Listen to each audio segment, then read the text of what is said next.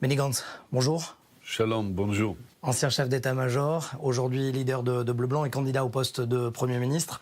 J'aimerais commencer par une première question, l'actualité brûlante bien évidemment. Le déplacement du chef du Mossad, Yossi Cohen, et du général du Front Sud, Herzi Halevi, au Qatar pour continuer à financer le Hamas. D'abord, votre première réaction à ce déplacement? Je pense que c'est une bonne chose de garder le contact avec les éléments de la région et en fin de compte, nous savons communiquer avec Gaza. Et en fait, le voyage lui-même et le dialogue n'est pas le problème. Le problème, ce sont les sujets pour lesquels ils sont allés faire ce voyage. Je suis contre le transfert d'argent en liquide, paiement d'une protection pour la bande de Gaza. Nous avons déjà transféré des biens financiers dans le passé. On peut le faire par des banques de manière organisée pour gérer des projets concrets. Les paiements en liquide, de mon point de vue, c'est un paiement d'une protection absolument inadmissible. Si jamais vous êtes donc contre le fait de payer le Hamas, alors qu'est-ce que vous proposez concrètement demain si vous êtes élu?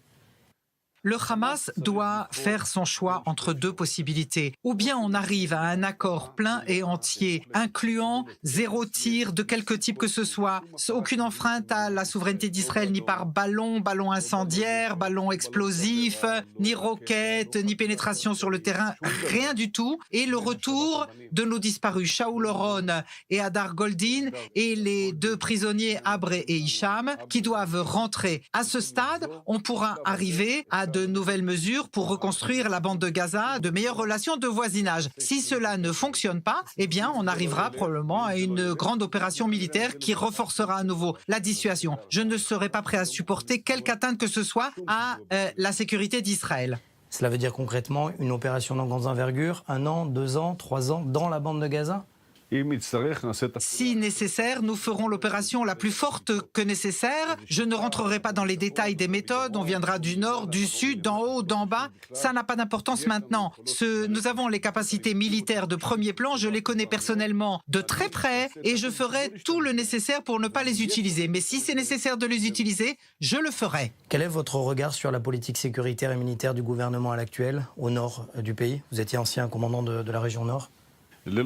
Sans aucun doute, la région nord est un défi. Nous voyons l'instabilité en Syrie, le renforcement de milices chiites avec le soutien de l'Iran. En Syrie, nous voyons beaucoup de processus de transfert d'armes vers la Syrie et de la Syrie vers le Liban. Et l'État d'Israël a œuvré et continuera à œuvrer aussi sous ma direction comme Premier ministre pour réduire au maximum les transferts d'armes de précision et autres de l'Iran vers la Syrie, en Syrie ou au Liban, toutes sortes d'armements qui peuvent avoir une influence très importante contre l'État d'Israël. Au Liban, il faut qu'il y ait une responsabilité de l'État étatique. En fin de compte, on ne peut pas attendre que quand quelque chose se passera au nord, au Liban par exemple, et qu'Israël réagira très violemment contre la menace elle-même du Hezbollah par exemple, mais aussi contre le gouvernement du Liban qui porte ses responsabilités. Vous savez, j'ai été le dernier soldat qui est sorti du Liban en mai 2000. Et nous n'avons aucune exigence du Liban ou de la Syrie à part pour les questions de sécurité. Et s'il n'y a aucune enfreinte sécuritaire au nord, de notre côté, nous préserverons le calme. Par contre, s'il y a une attaque, nous réagirons de manière extrêmement violente. Et ce qui se passe en ce moment, votre regard sur la politique actuelle, est-ce que vous avez un regard critique ou alors positif? Je pense que ce qu'Israël fait dans le Nord doit être fait dans le Nord. La clé pour le calme dans le Nord, ce n'est pas entre les mains d'Israël, mais entre les mains du Liban et de la Syrie. Dès que les transmissions d'armement cesseront et qu'il y aura le calme sécuritaire, le calme restera dans le Nord de manière générale. Vous savez, l'un des acteurs qui est aussi responsable de cette situation politique et sécuritaire au Liban, c'est Emmanuel Macron, le président français. On connaît les relations entre la France et le Liban. Quelle est votre relation avec Emmanuel Macron? Est-ce que vous allez continuer, vous allez le convaincre surtout, le fait d'essayer de faire en sorte de mettre de côté le Hezbollah? J'espère beaucoup que oui. J'ai rencontré le président Macron lorsqu'il était en visite en Israël. On a eu une excellente rencontre. J'ai été très favorablement impressionné par lui personnellement et notre dialogue a été très ouvert et très direct, sans manipulation et toute action face au gouvernement du Liban par l'intermédiaire du gouvernement français ou d'autres pour stabiliser la situation, pour empêcher une dégradation sécuritaire, mais sérieusement, pas en jouant des jeux. Bien entendu, je serai en faveur de cela et je serai ravi de coopérer sur ce plan. Parlons du fameux deal du siècle. Quel est votre plan sécuritaire pour enrayer une flambée de violence dans la région ? D'abord, je respecte ce plan de paix du président Trump. Je pense que c'est une bonne base générale qui considère de manière réaliste la situation. J'ai évidemment des remarques à faire sur tel ou tel article du plan, mais je pense que c'est un bon point de départ à partir duquel il faudra continuer à travailler. Il faut terminer l'analyse du plan d'un point de vue professionnel vers l'intérieur, cartographie précise du terrain, vérifier tous les articles, vérifier les points sécuritaires, etc. Il y a beaucoup encore de travail à faire, bien sûr, mais après on pourra avancer avec, j'espère, tous les acteurs de la région, en particulier les pays arabes modérés, la Jordanie, l'Égypte, l'Arabie Saoudite, Mohammed Ben Salman, qui doit être impliqué dans tout cela de manière correcte. Et j'espère qu'on pourra, avec prudence, avec des petits pas précis pour avancer, on pourra avancer sur ce plan. Vous serez prêt à vous asseoir avec Mohammed Ben Salman ? Comme moi et vous aujourd'hui ? Demain matin. Vous pensez qu'il serait d'accord, vous ? Lui, de s'asseoir avec vous ? Ça, il faudra lui poser la question. J'espère que oui. Moi, je suis un homme de paix. Je suis pour promouvoir la paix et la stabilité au Proche-Orient en coopérant entre tous les pays qui sont intéressés à ce propos. Je pense que le potentiel d'y arriver est très important et j'ai l'intention d'adopter une politique de paix, de sécurité, tant que nécessaire et que faire se peut entre les parties concernées. Vous savez, les Français sont très attachés à Jérusalem et les territoires, ce que l'on appelle en français la Judée-Samarie, la Cisjordanie. Qu'est-ce que vous leur dites ? Est-ce que vous allez maintenir Jérusalem d'abord comme capitale indivisible ?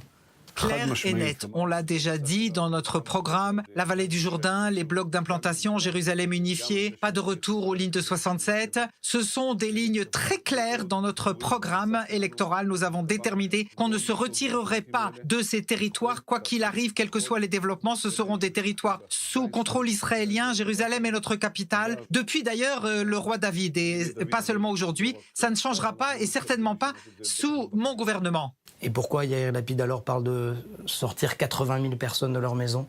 Il ne le dit pas. Il l'a dit. Non, nous le disons encore une fois. Nous pensons que chacun doit rester chez lui. Les Arabes ne doivent pas déménager, ni les Juifs. Chacun restera chez lui. Et c'est ce qui est dit dans le plan Trump de manière claire. Et nous avons l'intention d'adopter et de faire fonctionner ce qui est déterminé dans notre programme. La vallée du Jourdain, les blocs d'implantation, Jérusalem unifiée, pas de retour aux lignes de 67 et pas de désengagement unilatéral. Nous l'avons dit, nous le répétons, nous le ferons. Ce bloc de partis a créé ce programme tel que je viens de le déterminer, c'est le programme officiel de bleu et blanc. Est-ce que vous ne pensez pas que dire du deal du siècle qu'il est la raison des attentats terroristes, c'est finalement justifier les actes terroristes, sachant que dans le passé, on a vu à chaque fois les organisations terroristes se servent justement de ces plans de paix pour justifier leurs actes ? Écoutez, les organisations terroristes qui veulent œuvrer trouveront toujours d'autres prétextes pour leurs actions. Les organisations terroristes n'ont pas le droit d'exister. Il faut parler pour trouver les moyens de vivre ensemble. Je pense que le plan de Trump est le point de référence pertinent aujourd'hui pour cette date.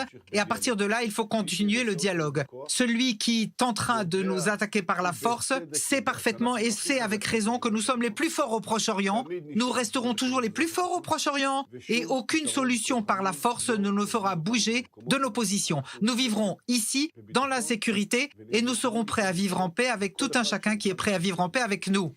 Deux dernières questions très rapidement, ou peut-être une. Les Iraniens ont hacké des centaines d'ordinateurs. Le Hamas a tenté de voler des informations des téléphones portables des soldats. Est-ce qu'on peut dire que votre histoire de votre téléphone est terminée derrière vous, malgré ce que peut dire la presse israélienne ?